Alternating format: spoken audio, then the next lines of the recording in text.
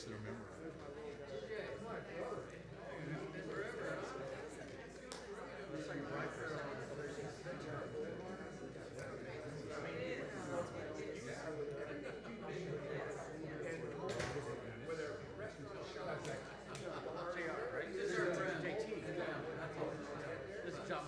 Hi, JT, that's my granddaughter of Casey, right? Thanks for Gerald.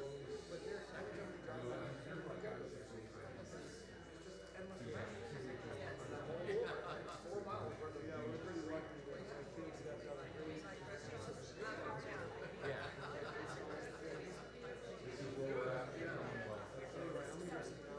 You too. I'm sure we will have time together. I'll get inside now. Yes, right.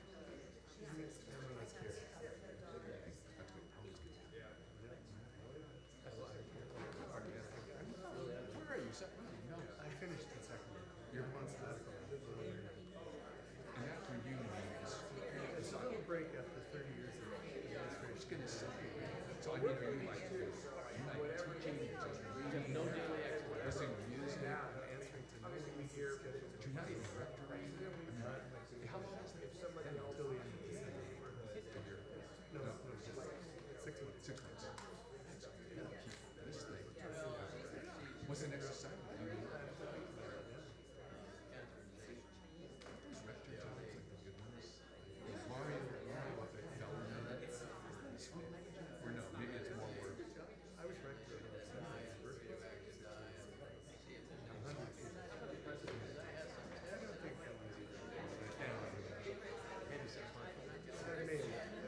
There's no right? I mean, people that do it and then have a little respite and then come back and then Are you? But look at Greg.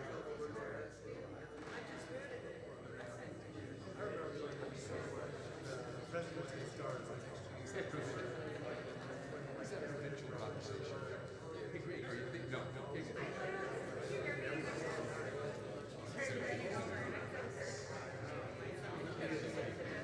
got a good rhythm, it's got a good stride.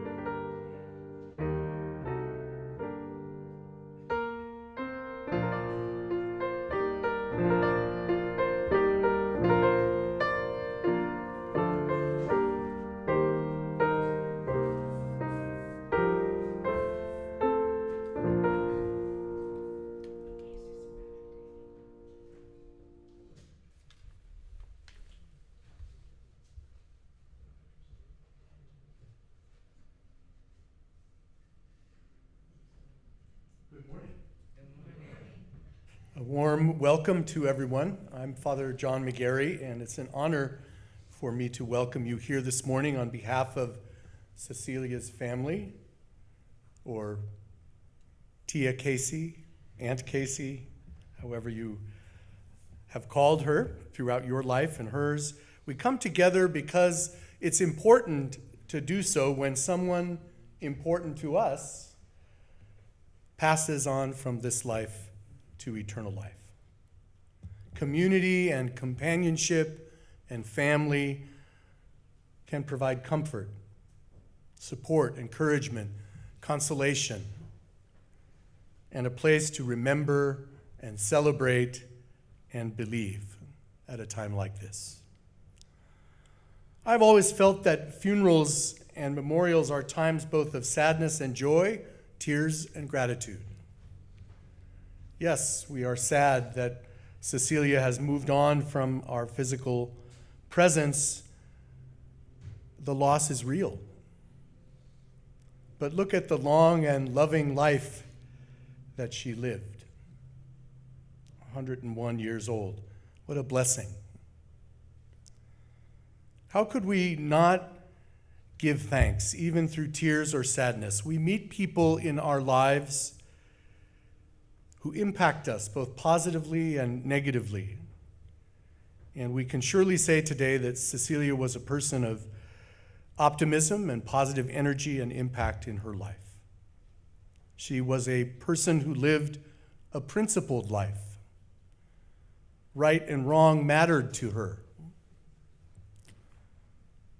Adhering to principles and integrity, walking the talk, and not just talking the talk, was important to her. So we can contend this morning as we gather, especially talking to her son Paul and her grandniece Daryl, that we are gathering today in joy to remember, celebrate, and believe, because Cecilia lived a principled life that was an example for us and for those around her.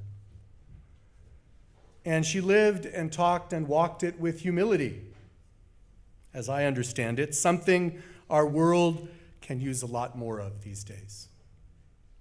In fact, isn't it true in 2023 that we need more people like those of Cecilia and her generation, who lived generously, purposefully, openly, compassionately, and most of all, respectfully toward others?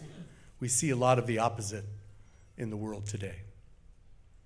The overarching umbrella to all other things in life are principles and faith. Living by principles tells the story of who a person is. And it certainly tells the story of Cecilia. Living a principled life feeds our emotional, intellectual needs, and even our spiritual needs. It affects our relationships for better or for worse. It is the very soul and conscience of who each of us is and who each of us wants to be, hopefully and ultimately. Making decisions based on correct principles cultivates wisdom, integrity, trust, sincerity, honesty, confidence, perseverance, and dependability. I think we can agree that those are all values and virtues and characteristics that are important in the world today and that Cecilia embodied in her own life. Living and practicing a principled life centered on doing good toward others, doing the right thing, was part of who she was. And we all know that sometimes doing the right thing is the hardest thing to do.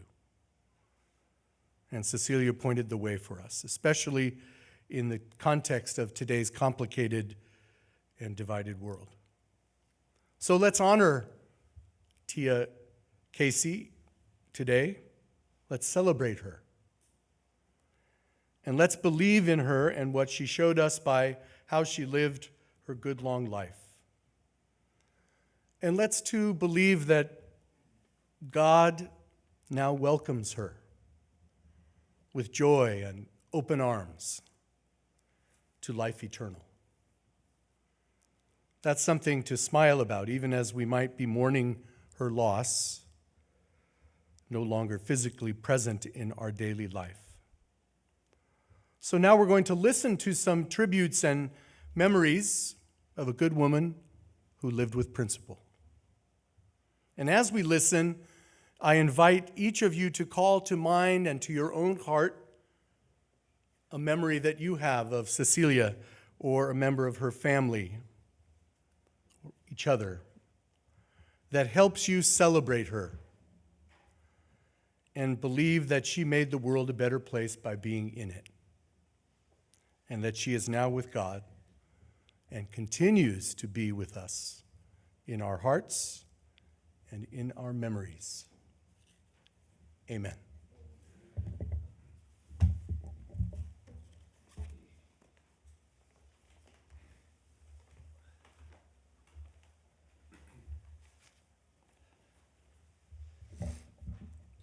If you're following along in the program, I am not Louise Rodriguez. But welcome. Whether you're participating here in person or over the internet, thank you for being here. And whether you addressed her as Cecilia or Casey or Aunt Casey or Tia Casey or Vossie or Mom or Mother or the seldom used Casilda, we can all share in this moment to commemorate and to memorialize and celebrate and reflect on the life of a remarkable woman. It was Paul's and my great fortune that she was our mother. Now, when you speak of my mother's life, it's important to remember that she, together with my father, created a union built upon a common vision and purpose. And that was instrumental in creating a strong and loving family. Both came from very modest means and surroundings, but possessing the character and the values infused by the culture of her ancestors, they embarked on building a life together. And their joy is clearly visible in some of the pictures you will see of them at that time. There were struggles that so many new young families encounter, but they managed to meet those challenges with love and determination. Those traits served them well throughout their life together. Although one is not always aware of it at the time, when you look back, you can see, you have a clearer picture of what was going on, what the theme was. And the overriding theme for them was to live a good life. So in no particular order, some of these qualities include dignity. They conducted themselves in a manner that they did not have to be ashamed of their words or action. Integrity. Their words and actions reflected what they believed to be right. They did not espouse one set of values, yet have their actions say something else. Humility. There was no need to bring attention to yourself. They simply thought you do the right thing and the rest will take care of itself. They were proud of their accomplishments, but I don't recall them ever bragging or boasting about them. If anything, they bragged about the accomplishments of others, of their family members, not of themselves. Sacrifice. Consistently, they put the needs of those close to them above their own. Whether it was foregoing vacations or purchasing anything beyond the necessities, the family's needs dictated how the resources were spent. Humor. I'm sure we've all had the occasion of being the recipient of some of her witty remarks. They didn't take themselves too seriously. My mother was quick to make a joke in response to something that someone said or a situation, even after she was 100 years of age. She may not have heard everything you said, but if she did, you could expect some witty comeback or comment. Grace. They lived life gracefully, avoiding bitterness, blaming others, and self-pity. They were thankful. Work hard. They worked hard throughout their lives. This was no more exemplified by the countless hours they worked when we lived in Central Falls, Rhode Island, and owned the Triangle Cafe, a very typical neighborhood bar.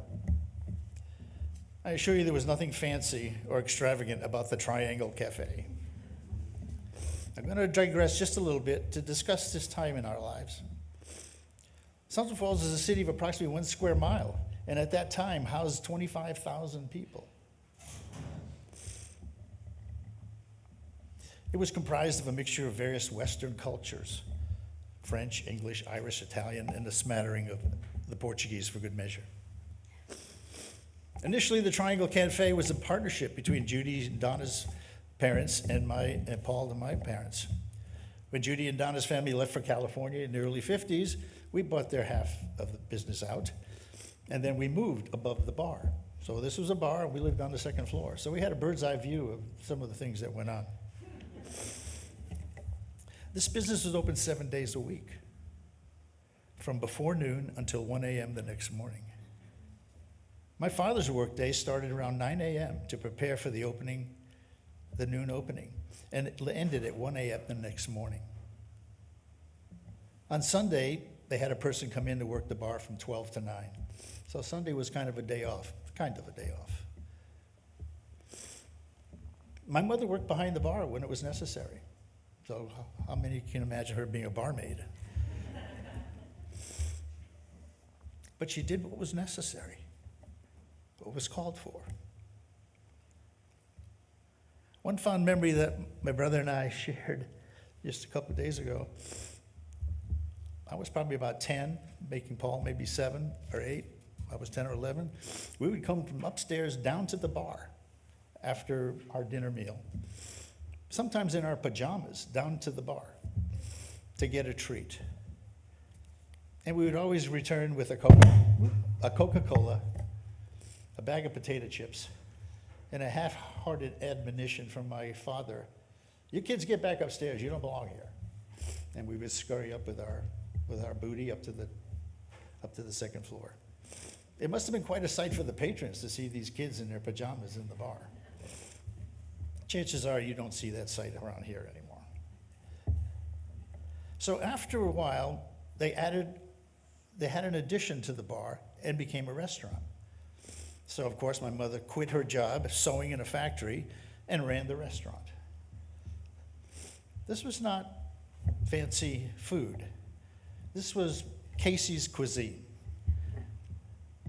Although the menu varied, the specialty was spaghetti and meatballs and meatball sandwiches. So if you've ever eaten at my mother's house, you've had spaghetti and meatballs at least once, I'm sure.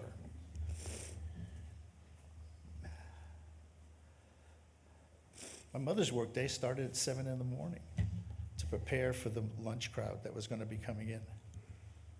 And it ended after the dinner meal had been served and cleaned up for the next day. So she worked probably at least 12 hours a day on those 6 days, Monday through Saturday. So Sunday, I remember rolling meatballs with her sometimes after school or on the weekend. Up to 200 meatballs. We were rolling them, putting them, getting them ready to cook. I mean, it was amazing. We would sit there for a couple hours and just roll meatballs, after she had prepared the fixings. The lunch crowd was primarily office workers from the factory across the street. All the office workers came in. And the dinner crowd was primarily the locals. And they worked that bar and the restaurant together. Each one had their separate duties, but they always helped each other out if there was needed. My mother in the bar, my father in the restaurant. They made decisions about that together. They ran the business together. I remember sitting at a table and hearing them discuss what decisions were being made about the business. It was a cash business. There weren't much credit cards business going on. And even if there were, the clientele we had did not use credit cards, I'm sure. Sundays were spent driving to my mother's family in Fall River, which was 20 miles away. So every Sunday we'd get in the car and drive and see and visit her family, her parents. Cecilia and Bernardino were her parents, so another Cecilia in the family. The parents, the adults usually gathered separately, men upstairs, women downstairs, the men were up in the attic playing cards. Playing pinochle, a game I've never really mastered. I had no idea how you played pinochle.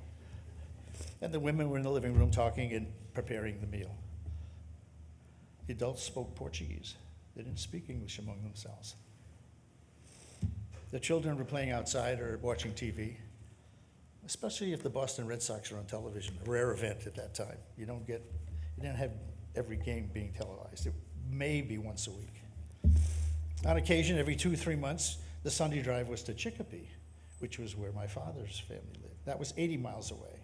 So that was a big trip. We felt like we had to pack a lunch and everything else to go drive 80 miles.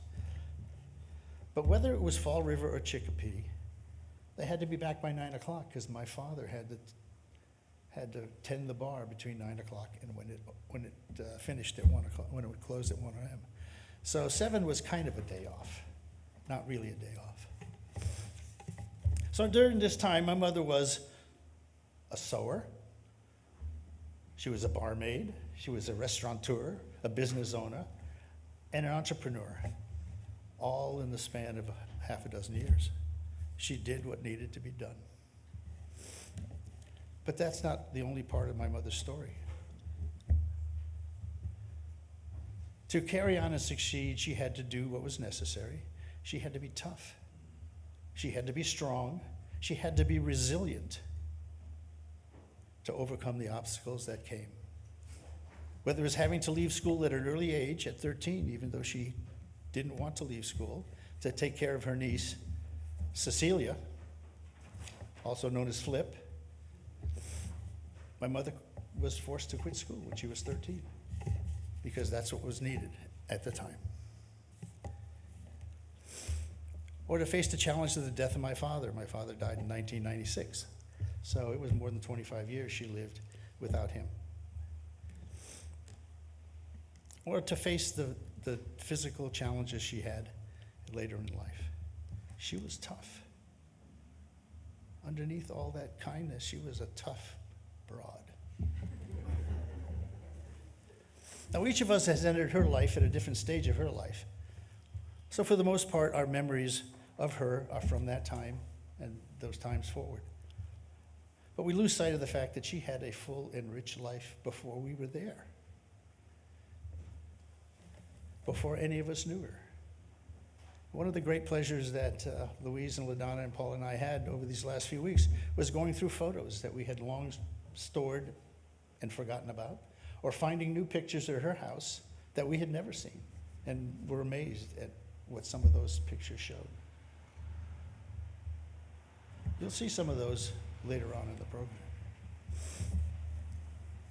Now, something happened yesterday. This was not part of what I was planning to say today. 2 things happened yesterday.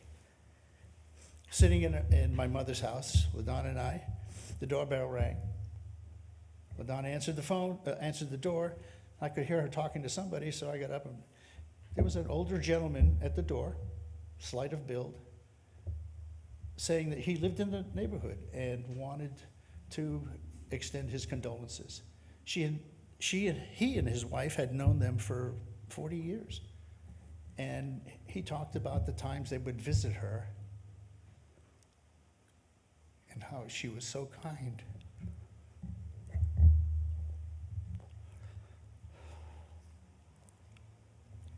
He had just come from a mosque praying, and he wanted to stop by to say he was sorry.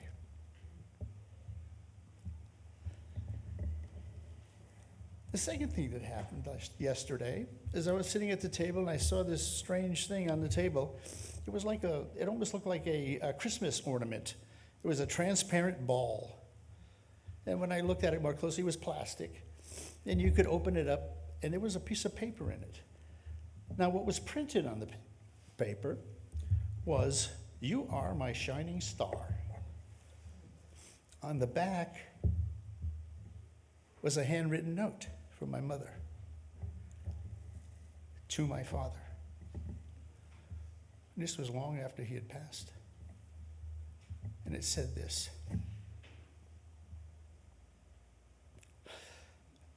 "At quiet times when there is just me,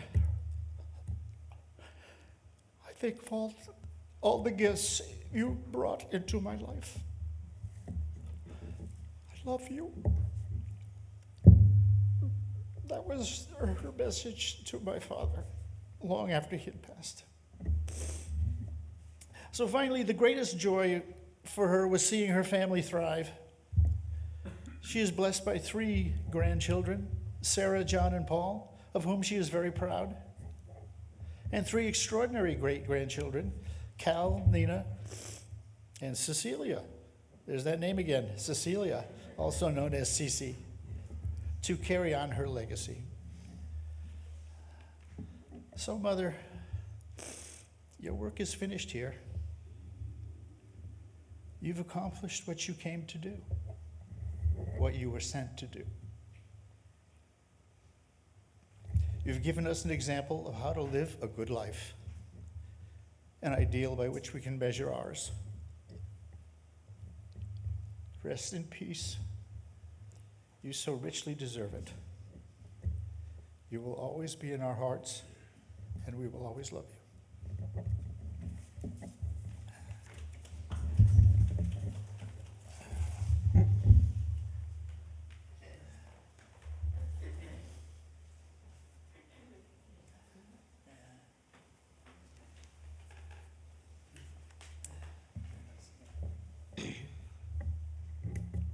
Hi. Is this good? Like this? So, this lovely, modest space for prayer and contemplation is 100 years old, which means that Vazi was a year old when this place was being built. To me, this place represents inclusivity, something which Vazi embraced over her long life. And unlike many others her age, she became more open-minded as she grew older. She loved reading and had an active intellect and a keen interest in the broader world. She read extensively until her eyes betrayed her, and the last book she gave me to read was The Light We Carry by Michelle Obama. For me, Vazi embodied what it meant to be a good woman. She was highly intuitive, caring, completely trustworthy, and always in service to others. She was never confused about who she was.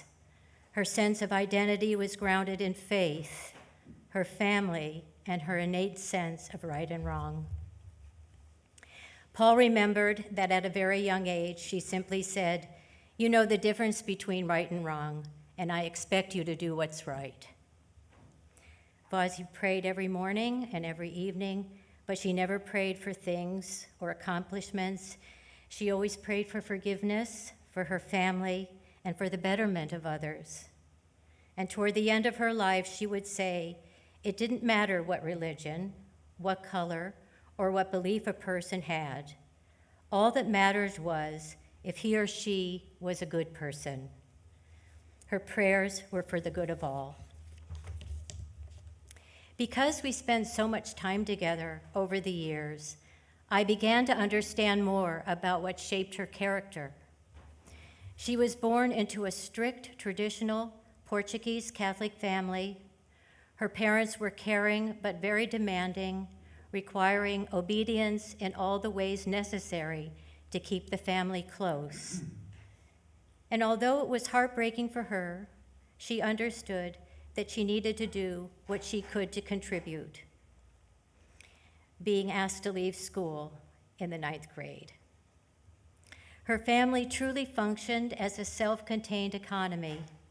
Every year, a pig was raised for food, and every part of the animal was used and shared with other families.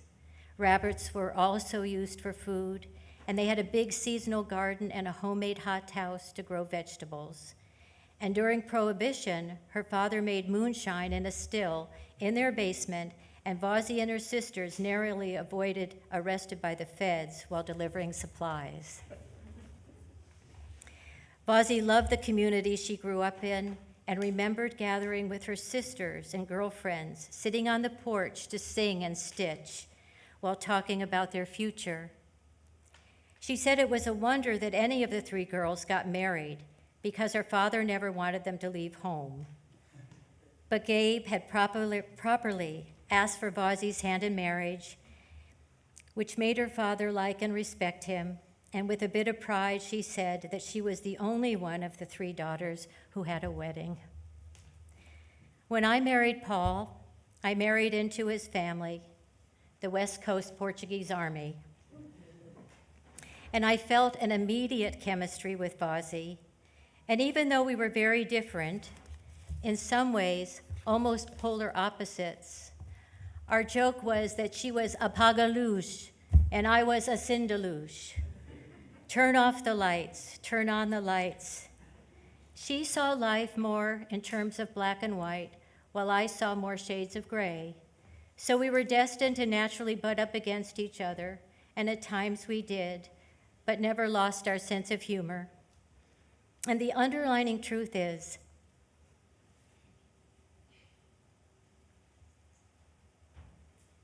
that we loved and trusted each other, and we could have our differences and learn from our differences, but our feelings for each other never wavered. Vazzy poured her innate intelligence into her home. She was a domestic artist, and I marveled as I watched her petite hands thread a needle or deftly chop an onion in the palm of her hand. She had a very fine attention to detail and a discriminating palate, and everything she cooked was delicious. She was a master seamstress, a sewing savant, and she could make anything and make it beautifully.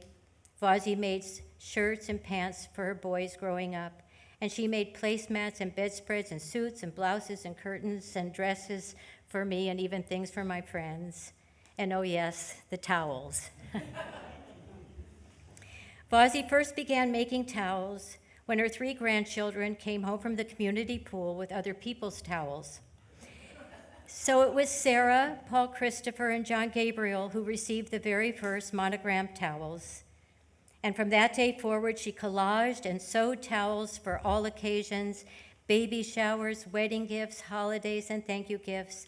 And eventually these towels found their way to places all over the country and even parts of the world. And this became her main creative outlet as she got older, and I think it was one of the things that kept her interested in life.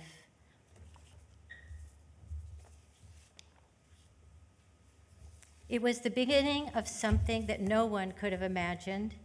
She told me that there were times while asleep she would be dreaming of her next design. Our relationship grew deeper during some of the more challenging times in Vazzy's life. We were together for weeks through the difficult period of mourning following Gabe's death, and I was with Vazzy after she fell and suffered a fractured pelvis, and we spent 5 weeks together in the hospital while she recovered. It seems like a long time now, 5 weeks, all day, all night, but it was not a great sacrifice for me because I wanted to be there with her. And it was truly a very interesting time to be together. I became the sentry standing guard by her hospital door, making sure that she was not disturbed during the night and warding off all who came to attend to her, because together we were finding a more gentle and considerate way to move through the pain. And it was during these long days together that she would really open up about her life, and I loved the stories. Vazzy told me about a time her mail carrier had asked for money to help meet her rent. And without hesitation, she gave this struggling single mother $100. And weeks later, the mail carrier attempted to repay Vazzy for her kindness, but Vazzy refused to accept it, saying, "Please keep it in case there's another rainy day." And I'm sure she sent her off with a baggie of butterhorns and an envelope of coupons. I can't speak for Vazi, but I know that I was deeply helped by our relationship. I learned by example how to be a better woman, removing myself from the center and putting my family first. And I in turn, I think I helped Vazi become more forgiving of other people's shortcomings. And now that I'm looking back, I think we both needed something that we would only get from each other. And it was truly one of the most meaningful relationships of my life. There are two very special women that became so important to Vazi and to our whole family during the last years of Vazi's life, and that's Doris Smith and Kathy Snowden. To say that they cared for Vazi would be a gross understatement. Vazi and the whole family understood how important they were in our lives, and it would be futile to try to explain the goodness that they brought with them when they cared for Vazi. There are no words that can express how much Doris and Kathy are appreciated and loved. They both immeasurably added to the quality of Vazi's life. We like to say that Vazi attracted such goodness, but we all know that they too attracted Vazi to them. Also, Vazi's friends and neighbors have been a godsend. It's probably true that Vazi was a kind of focal point of the neighborhood, having lived in the same house for 60 years. But her neighbors have been incredibly kind, thoughtful, and helpful to Vazi, particularly over the last few years. From Richard, and Claudia, Michael, Ake and Wayne, Harvey and Rachel, Norma, Trudy, Marcia, Jill, Ali, and Habiba, Jason, Ursula, and Kevin. We just want to recognize you and say a very heartfelt thank you. During her final years, Vazi felt that she had outlived her usefulness. But I told her she was serving the family by being alive, and that we still needed her prayers and her grounding wisdom. I would tell her how much she was loved.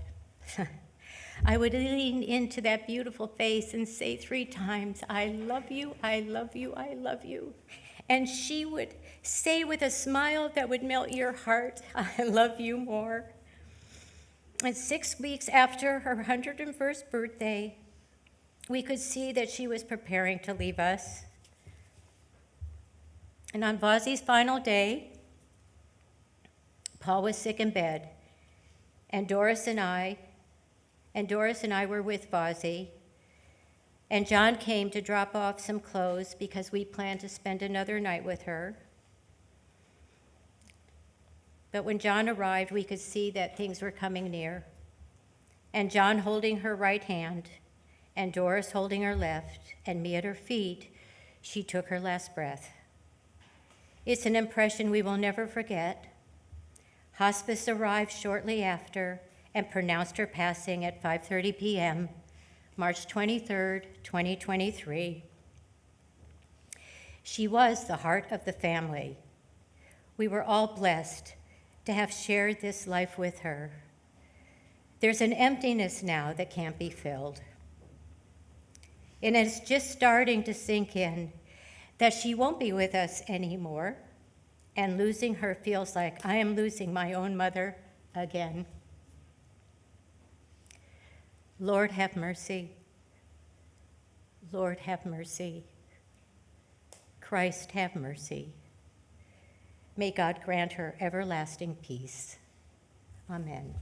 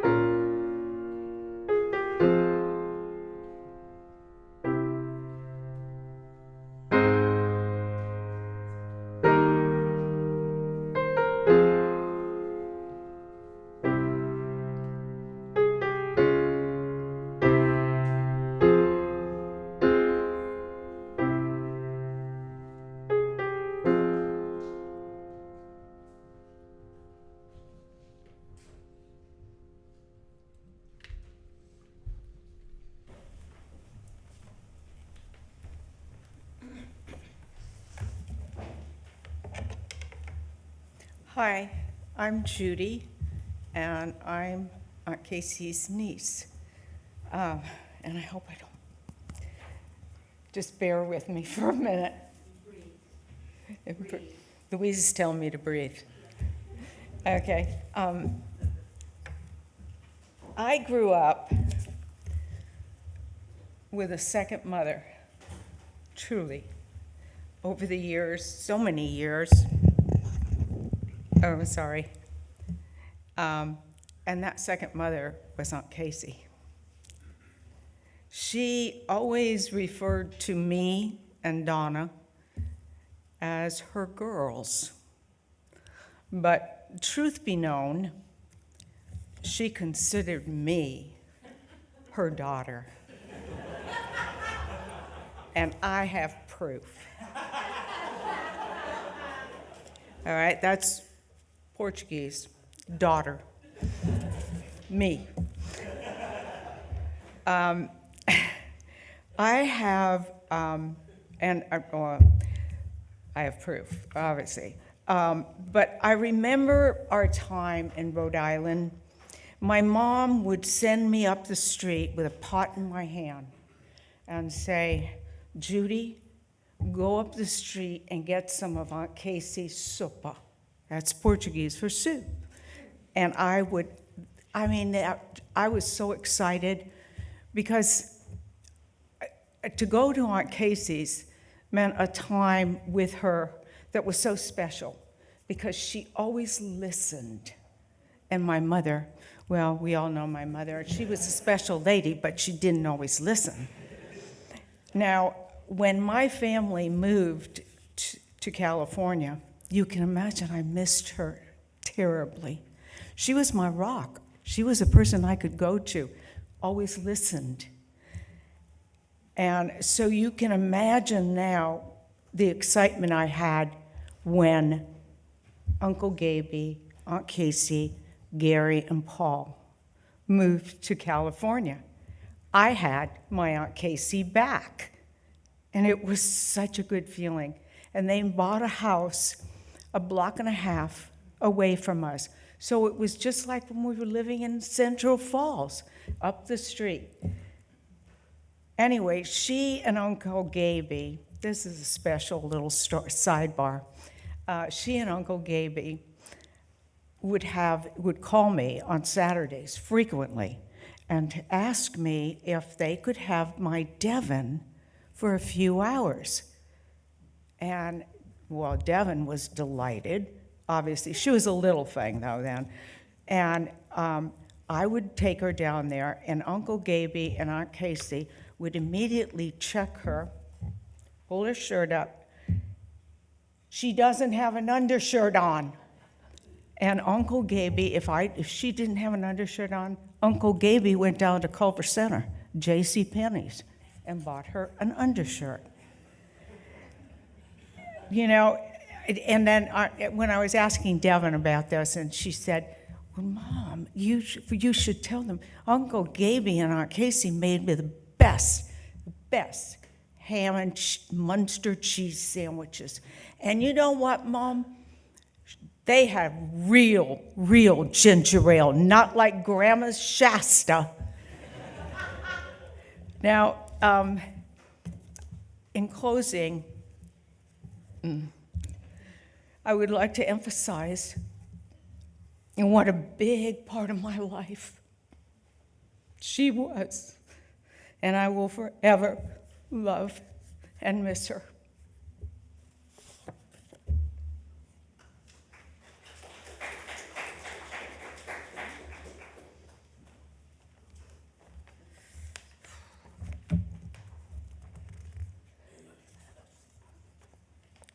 It looks like I have a lot to say, but I have real big font, so I can read it.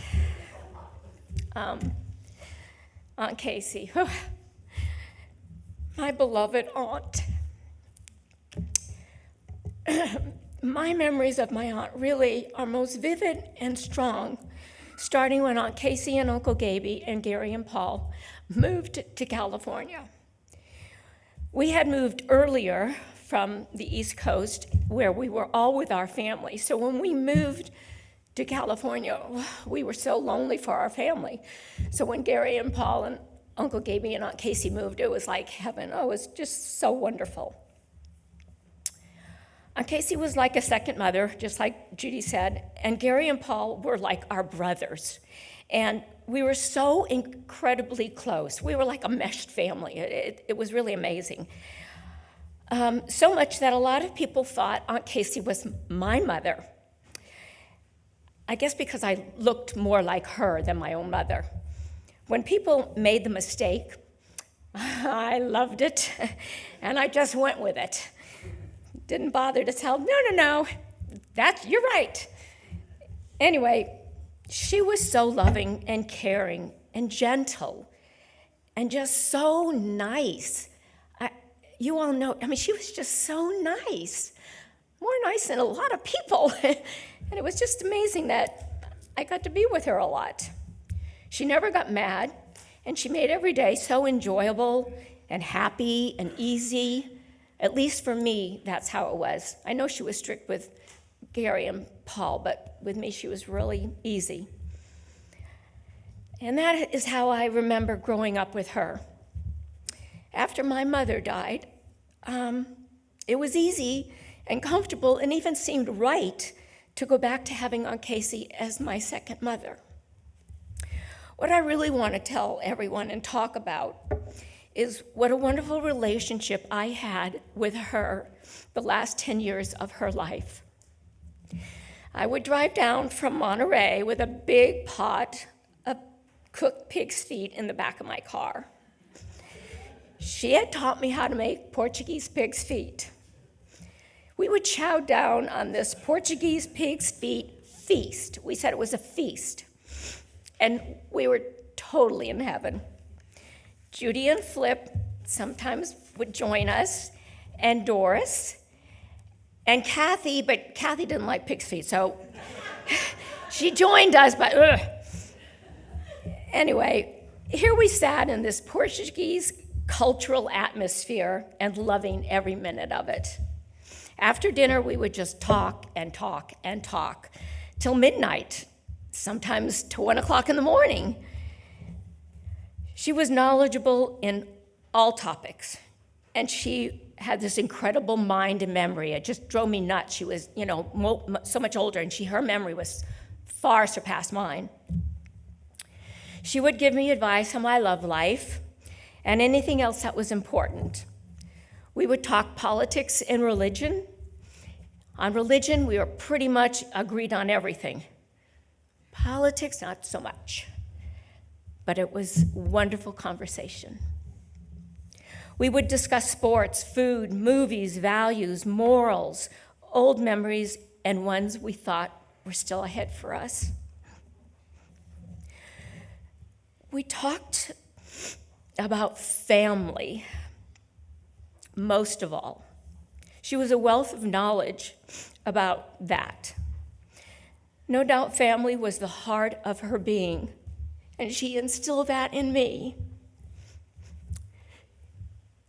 She was a remarkable woman of grace, of incredible strength, a quick wit, and a very, very good sense of humor. But most of all, she had love for all. All, and when I mean all, I mean everyone. Strangers, neighbors, friends, old acquaintances, new acquaintances, you name it, everyone she loved. Once again, though, family was first and foremost. She was the epitome of a true and genuine and rare and unique, elegant lady. She left us all with an abundance of just goodness. I know she is joyously happy in the glory of our God with her siblings and Uncle Gaby surrounding her.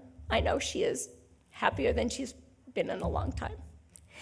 And that in itself should bring joy and peace and love to each of us.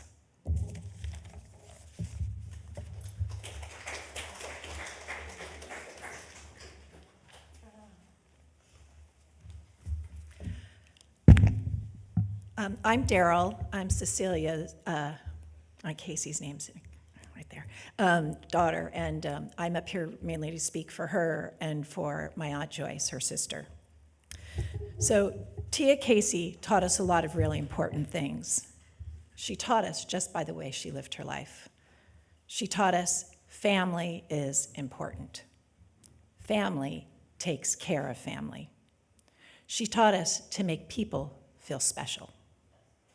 One of her favorite stories to tell was the one when she was 13 and Aunt Tilly was 10, and they were taking care of my mother, Flip, or Cecilia, and they were fighting over who got to hold her, and they dropped her. And for some reason, Tia Casey thought that was the funniest darn story.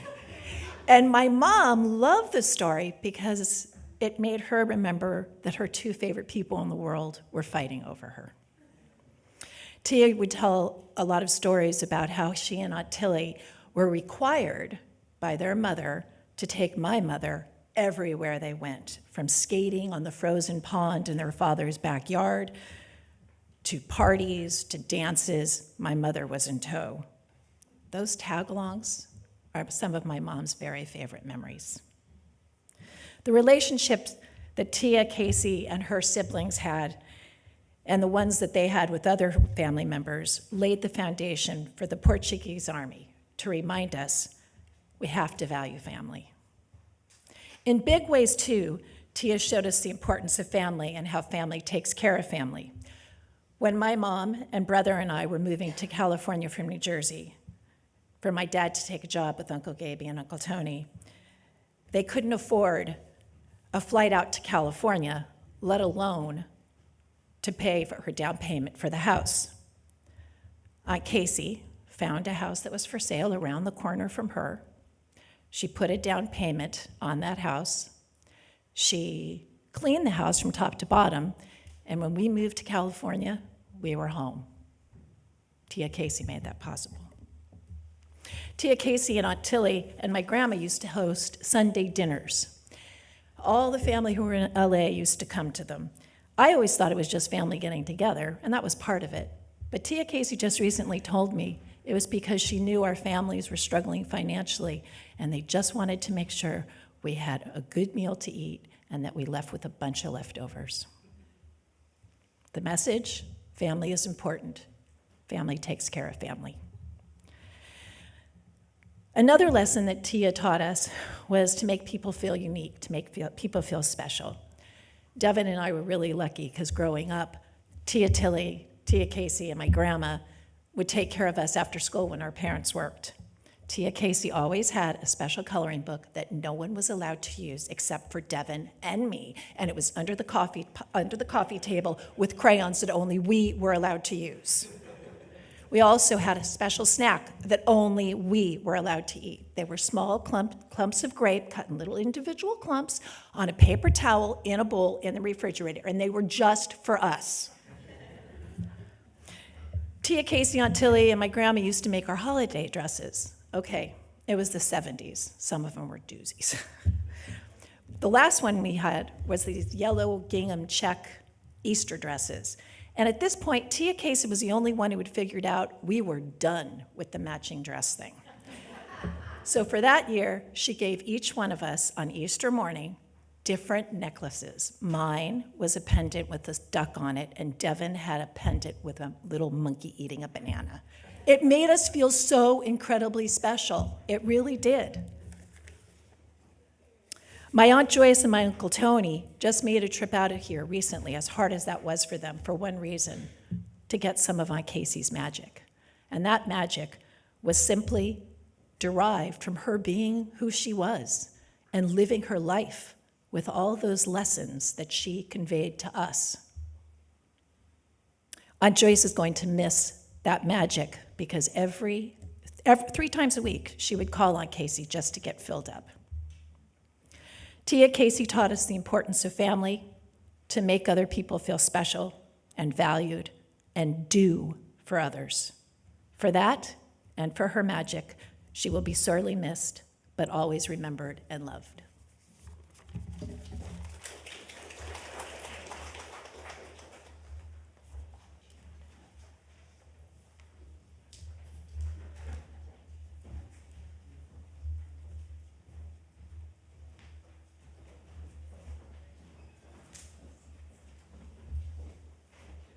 We're going to hear a reading from Susan.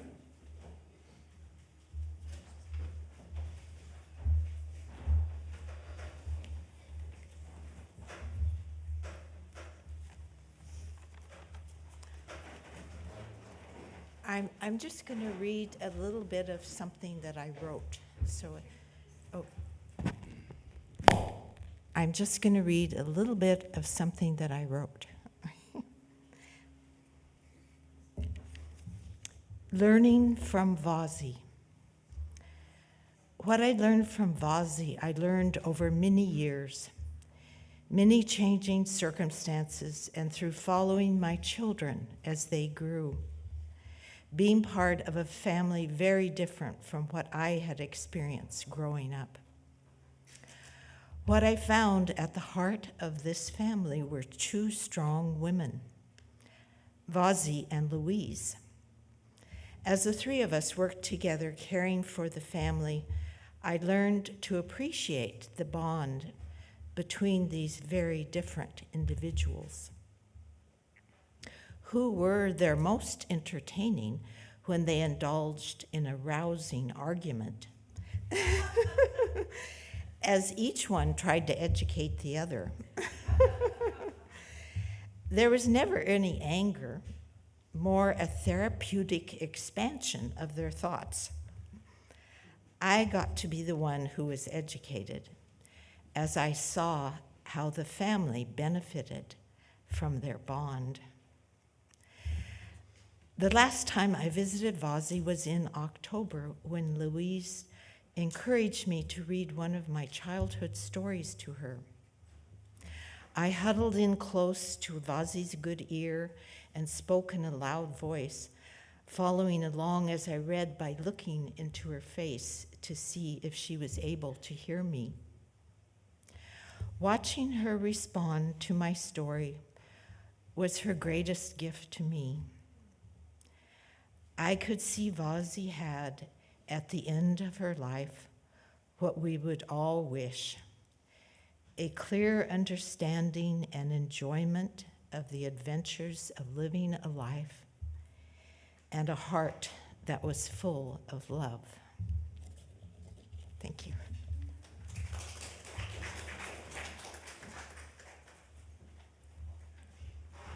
Hi, everyone. Cecilia, Casilda, Casey, Kay, Tia, Aunt Casey, Mother, Mom. She was known by these and other nicknames throughout her life, but to us, she was Vazi. We all know that means grandma in Portuguese by now. It's heartwarming to see that many others, including neighbors and friends and family, have adopted this nickname for her over the years. Her loving care extended far beyond her 3 grandchildren, touching many. As her eldest grandchild, I was fortunate to call her Vazi for many years, and my children were blessed to know and love her as well. Sorry. Countless childhood memories revolve around the little house on Kelton Avenue. Together with Vazi, that's my grandfather, we spent summer days tending the garden in Aunt Mary's yard, planting beans and kale and plucking sun-ripened tomatoes for our favorite tomatoes on toast. Vazi would transform all of our harvest into her famous soups. Red beans and rice was my personal favorite, but everyone had their preference. No one ever left Vazi's house hungry. Vazi dedicated hours in the kitchen teaching me her famous meatballs and sauce, delicious butterhorns, pies, and a range of treats like raisin squares and pumpkin bread baked in coffee cans. We even sat together at the sewing machine creating the personalized towels for friends and neighbors. But one of my favorite childhood memories involved Vazi tucking all 3 of us in, John, Paul, and me, into bed. I would pretend to sleep while the boys nodded off, awaiting the moment when Vazi would tiptoe back to my bedroom and whisper, "The coast is clear, you can come out." Those late nights watching Highway to Heaven with Fozzie hold a special place in my heart. Christmas was another occasion filled with precious memories. Fozzie's house became a hub of joyful traditions, from her tiny Christmas tree that grew tinier with each passing year, to the elaborate Christmas village. As a child, I eagerly traveled to LA to assist Fozzie in assembling it, unboxing houses, shops, little figurines, and animals. We meticulously arranged them until the snowy village felt just right. With the lights dimmed, we admired the twinkling lights and basked in the glow of holiday magic. Christmas stockings brimmed with practical items like toothpaste and socks, and we delighted in caroling at Flip and Jim's house. I was Fozzie's honored helper for the special Christmas tradition of making fillage. I'm sure I'm not saying it right. As the oil shimmered at the perfect temperature, Fozzie skillfully dropped the dough into the pot while I flipped them at just the right moment, dunking them into a dish of cinnamon and sugar. The spirit of Christmas was embodied in Fozzie's kitchen, making treats to share with friends and neighbors and family. Fozzie's generosity was legendary. Who among us hasn't received a towel, a meal, a cookie from her loving hands? Even later, as Louise, Doris, and Kathy increasingly became her hands in the kitchen and at the sewing machine, it was Fozzie who guided them with her caring and sometimes persnickety teaching. However, there was one gift you definitely didn't want to receive from Fozzie, and that was an Afghan. Legend had it that an Afghan from her was a sure sign of doom for any budding relationship. If the family didn't approve, a strategically gifted Afghan could save a cousin or a friend from a disastrous partnership. So, you can thank Fozzie for any near misses in the romance department. Fozzie was kind, generous, funny, productive, creative, simple, and humble. I always loved hearing the stories of how Fozzie and her family weathered the challenges of being immigrants during the Depression as they forged a new life in a foreign land. Though hardships were prevalent, Fozzie described those early years with such positivity. Neighbors helped neighbors, and the family created their own fun and entertainment. It was a simpler time, and she always reflected upon it with affection. I believe it was her way of illustrating to any child listening what truly mattered. Be a good person, there's a theme here, do the right thing, work hard, help others, and cherish family above all else. We are immensely grateful for the long and beautiful time Fozzie spent on this earth. She believed in a life beyond this earthly existence, and in her own way, she will always be with us. We are truly blessed to have shared time and space with her and to have been deeply loved by her. Thank you.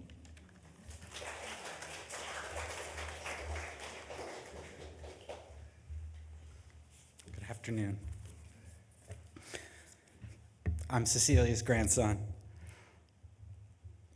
My memories of her are probably a little flattened and two-dimensional. I think even now I see her through a child's eyes. She was an unstoppable force and the absolute commander of her realm. She knew what was best for you, and that's what was going to happen. She was right. Spaghetti and meatballs and chicken soup and butter horns are what's best for you. No more gummy bears, that's enough soda, and stop climbing on the roof are what's best for you. A hug, a squeeze, and a kiss are what's best for you. And a towel with your name on it and deodorant and toothpaste in your Christmas stocking are what's best for you. I spent nearly every Christmas here in LA visiting my Vuzi and Vazi, and she'd managed to turn LA's palm trees in weather too warm for a holiday sweater into the perfect Christmas destination. Taking care of her family was Vazi's life work. If your feet crossed the kitchen threshold, you'd hear her voice from any other part of the house. What are you looking for? That's what she wanted for all of us to find in life, what we were looking for. When we came to visit Vazi for her 100th birthday, she wanted to make sure that I liked my job and that I'd found a good woman. And I do, and I did. She said, I just want you to be happy. That's all I want.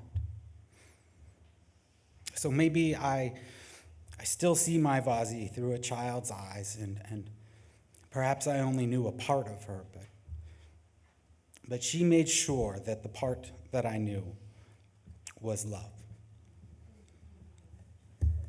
Thank you.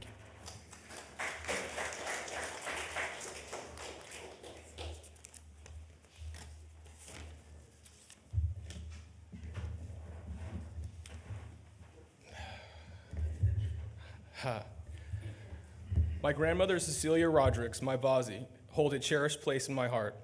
From the earliest days of my life, she was there, present, and loving. I am told of her being at the hospital when I was born, and for the first 2.5 years, every Sunday was spent in her care while my parents attended to work. Even the memories of riding in the Buick with her and my grandfather Gabriel are etched in my mind. It is through these experiences that I developed a profound and lasting connection with her. While the moments of Sunday dinners, summertime birthdays, Christmases, and the comforting familiarity of the towels she made will undoubtedly be remembered and recounted today, there is something deeper that I will miss most about my grandmother.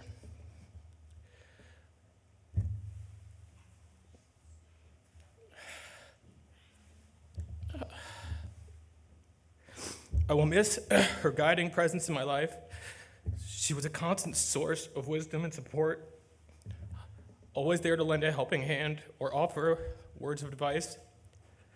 With her, I felt secure and protected, knowing that there was a safe place here in the world that I could turn to. Her unwavering love and guidance shaped the person I am today, and for that, I'm immensely grateful. But above all, I will miss the simple yet profound act of touching foreheads. It was our special gesture, an unspoken bond that transcended words. In that moment, everything seemed to make sense, and any worries or troubles would momentarily fade away. It was a gesture that spoke volumes, conveying love, comfort, and deep connection that words could never fully capture. As life comes full circle, she was there when I took my first breath, and it was my privilege to be by her side, holding her hand as she took her last. In that final moment, I felt an overwhelming mix of emotions, sadness, loss, and yet profound sense of gratitude for having been a part of her life and having her been a part of mine. Today, as we celebrate her life, I hold onto the memories that we shared, the love she bestowed upon us, and the lessons she taught us by her example. She will forever remain in my heart, guiding me from within and reminding us of the incredible gift it is to have had her in our lives. Rest in peace, dear Vazi. Your legacy of love and strength will live through those whose lives you touched.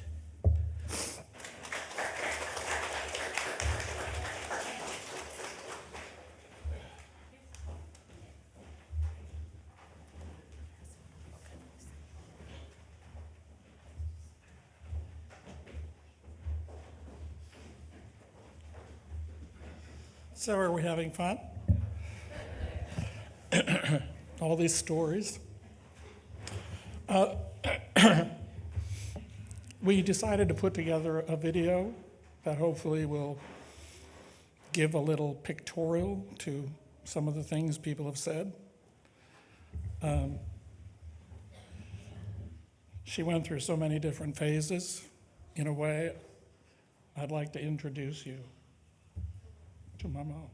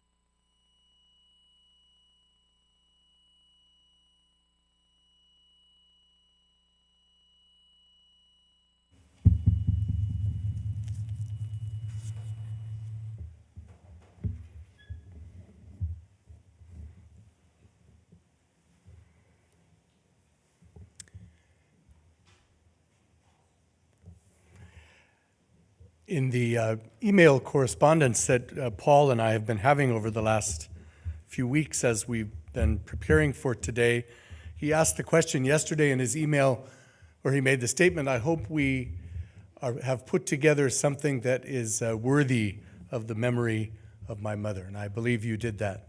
You all did that very, very well. So what a great blessing. Faith and family and friends and lots of love in the remembrances and the stories that we heard. And I encourage you, as we go forth today, to keep remembering and let Cecilia be engraved in your heart. You can draw on those memories to give thanks for her and to be consoled by her presence in your life still, through the Spirit and through our faith. So I invite you now as we conclude, if you would like to, as a gesture of, I'm going to make a gesture of prayer and of gratitude by lifting my hands. If you would like to join me in that gesture as a way of giving thanks for Cecilia, I invite you to do so. Into your hands, O God of mercies, we commend our sister Cecilia in the sure and certain hope that together with all who have died in Christ, she will rise with him on the last day. We give you thanks for the many, many great blessings which you bestowed on her in this life and the ways that she was a blessing to her family and to so many others. These are signs of your goodness, God, lived out through Cecilia.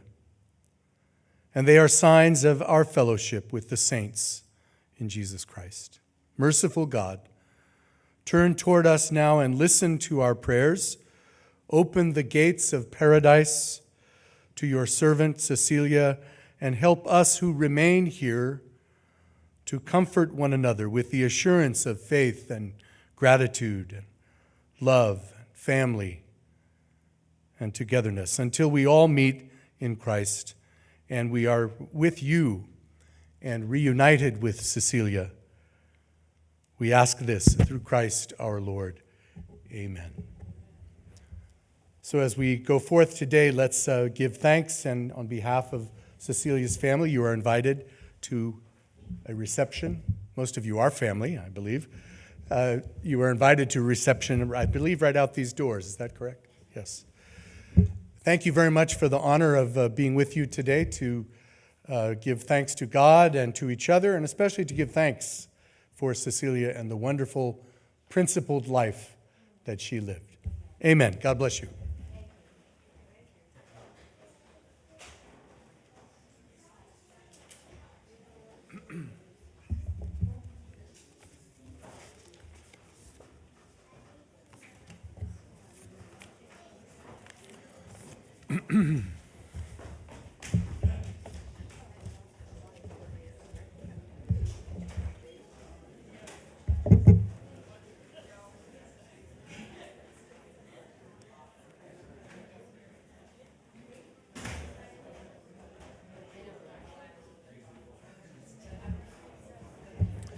Thank you very much. It was lovely.